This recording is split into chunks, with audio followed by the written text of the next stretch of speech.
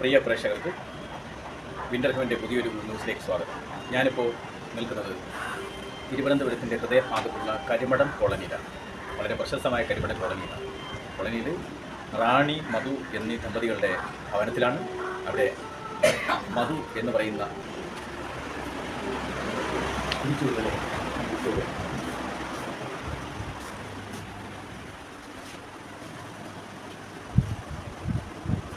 Light ഉണ്ടോ? മധുവിൻ്റെ പ്രിയ പത്നി റാണിയോട് നമുക്ക് ചോദിച്ചറിയാം അവരുടെ അസുഖ കാര്യങ്ങളെക്കുറിച്ച് ഒന്ന് ചോദിക്കാം. ഇങ്ങനെയാണ്, എന്താണ് സംഭവിച്ചത് ഇദ്ദേഹത്തിന്? എങ്ങനെയാ ഇടി കിട്ടിയേ? എവിടെ? ചലക്കകത്ത്. എന്നിട്ട് അങ്ങനെ പോയതാണ്. പോയെടുത്ത് കിട്ടിയ കാര്യം ഒരു വെളിയും മിണ്ടിയിലായിരുന്നു. മിണ്ടാതെ ഇരുന്നിട്ട് ഞങ്ങൾ പോവെടുത്തെല്ലാം പോയി അവസാനം കൊണ്ടുവന്ന് എങ്ങനെയാ ഇടി കിട്ടിയേ? തുടച്ചിട്ട് മേശയിൽ നട്ടല് കയറി ഇടിച്ചു. അത് ഡാമേജ് ആയി. അത് പുള്ളി അദ്ദേഹം നിങ്ങളടുത്ത് പറഞ്ഞില്ല? അങ്ങനെ ഞങ്ങൾ വേറൊരു മെഡിക്കൽ അപ്പൊ അവിടെ പോയപ്പോ അവര് എം മാസ്ക് എന്നൊക്കെ എഴുതി തരണമെന്ന് പറഞ്ഞു. അപ്പൊ അതിന്റെ കയ്യിൽ പൈസ ഇല്ലായിരുന്നു. കയ്യിൽ പൈസ ഇല്ലാത്തോണ്ട് 2-3 എടുത്തല്ലേ ഇവിടെ ഞാൻ പിടിച്ച് അവിടെ കൊണ്ട് മെഡിക്കൽ കോളേജിൽ കൊണ്ടുവന്ന് സ്കാൻ ചെയ്തപ്പോ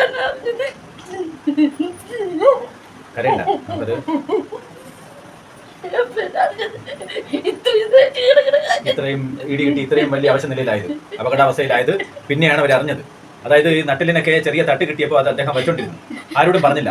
പിന്നീട് അത് വഷളായി, മെഡിക്കൽ കോളേജിലേക്ക് എത്തേണ്ട നിലയിലായി. അതാണ് അവർ പറഞ്ഞത്. അവരുടെ ആ വിങ്ങിപ്പൊട്ടുന്ന അവസ്ഥ കൊണ്ട് അത് പുറത്ത് കേൾക്കാൻ കഴിയാത്തതാണ്. പ്രേക്ഷകർ ഇത് മനസ്സിലാക്കണം. എന്നിട്ട് എന്ത് സംഭവിച്ചു?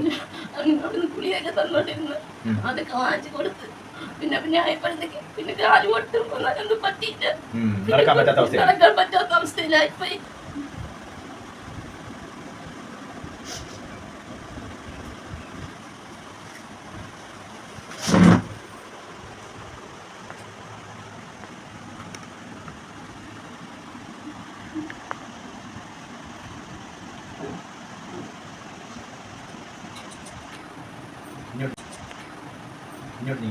എന്നിട്ട് ക്യാമറ ഗുളിയൊക്കെ മാറ്റി കൊടുത്തുകൊണ്ടിരുന്നപ്പോഴത്തേക്കാണ് പിന്നെ ചെറുതായിട്ട് നടന്നു. പെട്ടെന്ന് കാലിപ്പുഴ നടന്നിട്ട് കാലിപ്പുഴ ഞങ്ങൾ വീഴുന്നുപോയി. പിന്നെ ആയപ്പോ നടക്കാനോ പിടിക്കാനോ ഒന്നും അതുപോലെ തന്നെ അങ്ങനെ കിടപ്പ് വെച്ചതാണ്. 3 വർഷമായി ഈ കിടപ്പിൽ ഇപ്പൊ വെച്ചിട്ട് 3 വർഷമായി. ഇതുവരെ സഹായിക്കാൻ ആരെങ്കിലും ഉണ്ടോ? ഇത് ആരെങ്കിലും സാമ്പത്തികമായിട്ട് നിങ്ങൾക്ക് എന്താ ജോലിയുള്ള? എനിക്ക് ജോലിയൊന്നുമില്ല. ഇല്ല. ആരുടെയെങ്കിലും ഒക്കെ ശരണത്തിൽ ജീവിക്കണം ആണോ? ഇദ്ദേഹത്തിന് ഇനി കിടപ്പിലാണ്, അനങ്ങാൻ പറ്റത്തില്ല. അപ്പൊ എന്താ, എങ്ങനെയാ ഇനിയിപ്പം മുന്നോട്ടൊക്കെ പോകുന്നത്? ബന്ധുക്കൾ ആരെങ്കിലും ഒക്കെ സഹായിക്കാനുണ്ടോ? ആരുമില്ല. സുമനസികൾ ആരെങ്കിലും ഒക്കെ വന്നോ? എന്തെങ്കിലുമൊക്കെ ആഹാരമൊക്കെ എങ്ങനെയാ? ആഹാരമൊക്കെ വാങ്ങിച്ചു തരും. ആരെങ്കിലും ഒക്കെ ആഹാരം മേടിച്ചു കൊടുക്കും. അതൊക്കെ കഴിച്ചിട്ട് അവരിങ്ങനെ ഇദ്ദേഹത്തിനും കൊടുക്കും. രണ്ടുപേരും അങ്ങനെ മരിക്കും വരെ ഭൂമിയിൽ ജീവിക്കണം എന്നുള്ളത് കൊണ്ട് അവരെ ജീവിച്ചു പോവാണ്. സുമനസികൾ എല്ലാവരും സഹായിക്കണം കേട്ടോ. ഒട്ടനവധി പേര് ഇതുപോലെ ഉണ്ട് നമ്മുടെ നാട്ടിൽ. ഇവരൊക്കെ സത്യസന്ധമായി ജീവിതത്തെ യാഥാർത്ഥ്യത്തിൽ സങ്കടാവസ്ഥയിലൂടെ മുന്നോട്ട് പോകുന്നവരാണ്. നിങ്ങളത് മനസ്സിലാക്കണം. ആശുപത്രിയിലൊക്കെ എന്ത് പറഞ്ഞു, നടക്കാനുള്ള സ്കോപ്പ് ഉണ്ടോ? അദ്ദേഹം പോയപ്പോ അവര് പറഞ്ഞു നടക്കാനുള്ളത് കാണും, അത് കുറച്ച് പൈസ ഒക്കെ ചെലവുണ്ടെന്ന് മാത്രം പറഞ്ഞു. പിന്നെ ചെലവുകളുണ്ടെന്ന് പറഞ്ഞ് പോയപ്പോ തടവിയൊക്കെ എടുത്തതാക്കുന്നുണ്ട്. പിന്നെ അതിലുള്ള സാമ്പത്തികം ആയുർവേദത്തിലാണോ? ആയുർവേദത്തിൽ നോക്കിയിട്ട് ശരിയാവുമെന്ന് പറയണത് എന്നൊക്കെ പറഞ്ഞു. പിന്നെ അങ്ങനെയാണെങ്കിൽ നമുക്ക് നടത്തിയെടുക്കാൻ പറ്റും കേട്ടോ. നമുക്ക് അതിനുള്ള ശ്രമം നടത്താം കേട്ടോ. അപ്പൊ അല്ലേ, അതിനുള്ള ശ്രമം നടത്താം. നമുക്കത് അദ്ദേഹത്തിനെ നടത്തിയെടുക്കാം. നമുക്ക് അത് നിങ്ങൾ ഭയപ്പെടണ്ട, വിഷമിക്കണ്ട. അതിനുള്ള സാഹചര്യമൊക്കെ ഉണ്ടാവും കേട്ടോ. ആ സൈഡ് എടുത്ത് ഇങ്ങനെ പിടിച്ച് നടന്ന് കാണുന്നതല്ല, അദ്ദേഹം നടക്കുകയും ചെയ്യും. നിങ്ങൾക്ക് അദ്ദേഹം വേല ചെയ്ത് കൊണ്ട് വരികയും ചെയ്യും.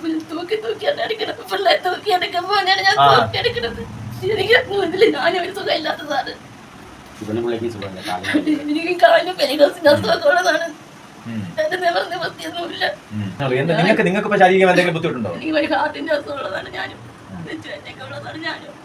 അതാണ്. അപ്പൊ മൊത്തത്തിൽ കുടുംബത്തിനെ പരാധീനതയിൽ നിൽക്കുന്നു. ആരും സഹായിക്കാനില്ല.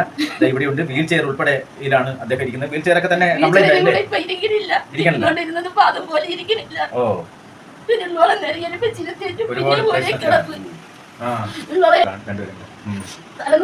ഇരിക്കണില്ല. ആ കഷ്ടത്തിലാണ് കിടക്കണ. ഇവളോളം നേരം കഴിച്ച് വിരിപ്പിക്കുമ്പോ ഉടനെ വന്ന് തല വീഴും. കൊണ്ട് ഞാൻ പിടിച്ചങ്ങ് കിടത്തും. അങ്ങനെ ഒന്നും വലുതായിട്ടൊന്നും വേണ്ട. അങ്ങനെ തിന്നേയില്ല, പിടിക്കേയില്ല. അങ്ങനെ ഇങ്ങനെ ജടിപ്പിച്ചാലും നിൽക്കും. തിരുമ്പോ വീച്ചറിലേക്കാണ് കൊണ്ട് ഇരുത്തിക്കൊണ്ടിരുന്ന ഫ്രണ്ടിൽ പിടിച്ചെടുത്തു വരുന്നത്. ഇപ്പൊ അതിനൊന്നും ഇരിക്കണില്ല. കുറച്ചു നേരം വലിച്ചു കിടക്കുന്നത്. ഉള്ളോടെ ഞാൻ പിടിച്ച് കഴിപ്പിച്ചിരുത്തുമ്പോൾ പിന്നെ അങ്ങനെ കിടക്കുകയാണ് ചെയ്യുന്നത്. സാമ്പത്തിക ബുദ്ധിമുട്ടാണല്ലോ. എനിക്കാണെങ്കിൽ തൂക്കിയെടുക്കാൻ വയ്യ. ഞാനും ഒരു സുഖമില്ലാത്തതും കൂടെയാണ്. എത്ര 3 വർഷം കൊണ്ട് ഞാൻ നോക്കിക്കൊണ്ടിരിക്കും. 3 വർഷം കൊണ്ട് ഞാൻ നോക്കിക്കൊണ്ടിരിക്കാൻ തുടങ്ങിയതാണ്. ആരുമില്ല, ഒരു സഹായത്തിനൊന്നും എനിക്കില്ല. അങ്ങനത്തെ ഒരു അവസ്ഥയിലാണ് ഞാൻ കഴിയുന്നത്. എനിക്ക് സുഖമില്ലാത്തതും കൂടെയാണ്. ഇത് ആരുടെ വീടാ? വാടകയ്ക്ക് ഇരിക്കുന്നത്. ആ, വാടകയ്ക്ക് ഇരിക്കുകയാണ്. വാടക വീട്ടിലാണ് അപ്പോൾ ഈ ഒരു താമസം. ഇതൊക്കെയാണ് ഇവിടുത്തെ അവസരങ്ങൾ. സാധനങ്ങളെല്ലാം ഈ കണക്കിനിരിക്കുന്നു. പിടിക്കണ ഒരു സ്ഥലമില്ല.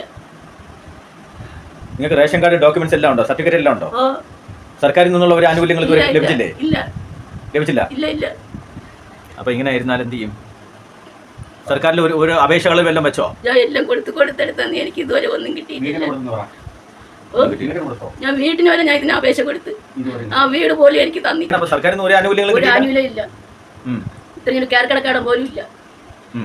അപേക്ഷ വെച്ചപ്പോൾ എന്ത് പറഞ്ഞവര്? അപേക്ഷ വെച്ചപ്പോൾ നമുക്ക് വീടുണ്ടെന്ന് പറഞ്ഞല്ലേ, ഫോട്ടോ ഒക്കെ എടുത്തത് തന്നെ. ഫോട്ടോ ഒക്കെ എടുത്ത് ഇഷ്ടം പേര് വന്നതിന് വെട്ടി കുറച്ച് കളഞ്ഞത്. അങ്ങനെ ഒരു നിലവാരം ഇല്ലാതെ ഇരിക്കുന്നത്. ഈ ഇതിനകത്താണ് ഇങ്ങനെ കിടക്കുന്നത്. ഈ വാടക വീട്ടിനകത്താണ് ഇങ്ങനെ ഇരിക്കുന്നത്. അങ്ങനത്തെ ഒരു അവസ്ഥയിലാണ്. ആരും തിരിഞ്ഞു നോക്കുന്നില്ല. അവിടെ പഞ്ചായത്ത് മെമ്പറോട് ഇതൊക്കെ പറഞ്ഞോ? ഞങ്ങൾ എല്ലാവർക്കും പറഞ്ഞു. കൗൺസിലറോട് പറഞ്ഞോ? ഓ, എല്ലാം പറഞ്ഞത് തന്നെ. എന്ത് പറഞ്ഞു? ആദ്യം ചേട്ടനത്തിന് മരുന്ന് വാങ്ങിക്കണമെന്ന് പറഞ്ഞപ്പോഴത്തേക്ക് ഇവിടുത്തെ കൗൺസിലിന്റെ അടുത്താണ് ഞാൻ പോയത്. ഈ തുണ്ടെല്ലാം കൊണ്ട് പോയപ്പോൾ അവർ പറഞ്ഞു അവരിതൊന്നും അതിലുള്ളതൊന്നും ഇവിടെ ഇല്ലെന്ന് പറഞ്ഞ് അവർ തിരിച്ചു തന്നെ വിട്ട്. പിന്നെ അവിടെ നിന്ന് പോയി നടപടി എനിക്ക് കിട്ടി. പിന്നെന്താ കൗൺസിലറുടെ ചുമതലകൾ എന്താ? കൗൺസിലർക്ക് അവിടെ വോട്ട് ചെയ്ത ഒരാളിന്, വോട്ടർക്കും ഇതുപോലൊരു ദുർഗതിയിൽ കഴിയുന്ന ആളിനെ സഹായിക്കാൻ അല്ലെങ്കിൽ പിന്നെ കൗൺസിലറുടെ ധർമ്മം എന്താ? പിന്നെ അവര് അവിടുന്ന് അതോടെ ഞാൻ വന്നു. പിന്നെ ആരും ഒരു സഹായം ഇല്ലാതെ ഇങ്ങനെ ഞാൻ കിടക്കും. അപ്പോൾ കൗൺസിലർ മറ്റൊരു സഹായവും ഇതുവരെ ചെയ്തില്ല? ചെയ്തിട്ടില്ല. നമുക്ക് മറ്റേതെങ്കിലും സംഘടനകളെയൊക്കെ ബന്ധപ്പെട്ടോ? ഇല്ല. ഒരുപാട് ഞാൻ വേറെ അടുത്തൊക്കെ പോയി. ആരും വന്ന് തിരിഞ്ഞു നോക്കിയിട്ടില്ല. വരാന്ന് പറഞ്ഞിട്ട് ആരും ഇതുവരെ തിരിഞ്ഞു നോക്കിയിട്ടില്ല. ആരും തിരിഞ്ഞു നോക്കിയിട്ടില്ല. അവനോട് 24 ചാനലിൽ എന്ന് പറഞ്ഞ് ഞാൻ പോയി അവിടെ പോയി കേട്ടപ്പോൾ ഇതേപോലെ അവിടെ ആളില്ലെന്ന് പറഞ്ഞ് തിരിച്ചെന്നെ വിളിച്ചിട്ട് പറഞ്ഞ് എല്ലാ റെക്കാർഡും വെച്ച് അയച്ചു കൊടുക്കാൻ പറഞ്ഞിട്ട് അവരവിടെ നിന്ന് ഇവിടെ വീട്ടിൽ വന്ന ആൾ വന്ന് കണ്ടിട്ട് പിന്നെ അതിൻ്റെ ഒരു നടപടി അവരെടുത്തില്ല. ഇത് വിന്റർ ഹെവൻ എന്ന് പറയുന്ന ഒരു യൂട്യൂബ് ചാനലാണ്. ഇതുവഴി ഈ കാര്യം സംപ്രേഷണം ചെയ്യാൻ നിങ്ങൾക്ക് സമ്മതം തന്നല്ലോ? ഓ, സമ്മതം തന്നെ. അപ്പോൾ ഇത് ജനങ്ങളിലെത്തും. അപ്പോൾ നിങ്ങളുടെ അഭിപ്രായങ്ങൾ ചോദിക്കും. അപ്പോൾ അദ്ദേഹത്തിൻ്റെ ഈ നിസ്സഹായ അവസ്ഥയിൽ കിടക്കുന്ന അദ്ദേഹത്തിൻ്റെ സാഹചര്യം മറ്റുള്ളവർക്ക് മനസ്സിലാവും. നിങ്ങളെ സഹായിക്കും. ഒട്ടനവധി പേര് വരും. അപേക്ഷകളൊക്കെ വയ്ക്കുന്നതിൻ്റെ രീതികളെല്ലാം പറഞ്ഞു തരും. അപേക്ഷകൾ നിങ്ങൾ വയ്ക്കണം. എല്ലാ ദൈവാധീനം ഉണ്ടാവും. നിങ്ങൾക്ക് എന്തായാലും ചികിത്സ നടത്തിയാൽ സുഖപ്പെടുമെന്ന് പറഞ്ഞല്ലോ.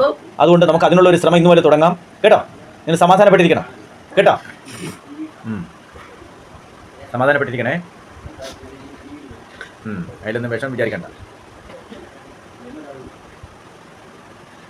നമുക്ക് എല്ലാ ഇഷ്ടം പോലെ ബന്ധുക്കളും കാര്യങ്ങളുണ്ട്. ഇപ്പൊ ഇല്ലാത്ത പോലെ ആരും ഒരു സഹകരണം ഇല്ല ഞങ്ങൾക്ക്. ഇപ്പൊ ഉണ്ടെങ്കിൽ ഇല്ലാത്ത അവസ്ഥയാണ്.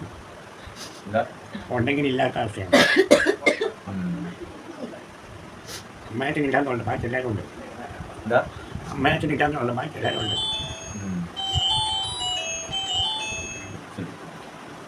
ഈ ലക്ഷം വീട് കോളനിയുടെ സംഘടനാ അസോസിയേഷന്റെ സംസ്ഥാന ജനറൽ സെക്രട്ടറി ശ്രീമാൻ നാസറിക്ക, ഇതിനെന്താണ് അങ്ങേക്ക് ഇവിടുത്തെ ഈ രോഗിയെ കുറിച്ച് പറയാനുള്ളത്? ഈ രോഗിയെ പറ്റി പറയാൻ എനിക്ക് വർഷങ്ങളെ കൊണ്ട് അറിയുന്നതാണ് ഈ രോഗി. പക്ഷേ ഈ പാർട്ടിയെ സഹായിക്കാൻ ആരുമില്ല. സംഘടനാ ലെവലിലാണ് വിളിച്ച് അറിയിച്ചത്.